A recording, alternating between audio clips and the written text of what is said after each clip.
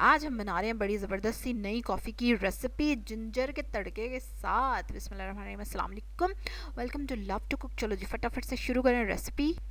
इसके लिए हमें क्या चाहिए? सबसे पहले दूध चाहिए, 1 से 1.5 कप फुल क्रीम मिल्क है, 1 टीस्पून कॉफ़ी है, 1 टेबलस्पून गुड़ है, और साथ ही हमें चाहिए एक दालचीनी का टुकड़ा और ये अदरक का छोटा सा टुकड़ा। ठीक है, साइज़ देख लें आप इसका। अब हम इसकी रेसिपी शुरू करते हैं और सबसे पहले अदरक को तैयार करेंगे। हम अदरक को आपने क्या करना है, छुरी पे चढ़ा लें या किसी भी चीज़ पे, और उसको हमें बर्न करना है, जलाना है चूल्हे के ऊपर। ठीक है, जैसा कि मैं आपके सामने कर रही हूँ, ये देखें। ठीक है, और इसको 4 से 5 मिनट लगेंगे तकरीबन बर्न होने में, जलने में। ये देखें अदरक हमारा अच्छे से जल गया है। अब हम इसको जिस पैन में बनाने वाले हैं उसमें डालेंगे। ज़रूरी नहीं आप इस तरह से करें, ठीक है, आप अलग से भी इसको थोड़ा सा हैमर डाउन करना है अदरक को।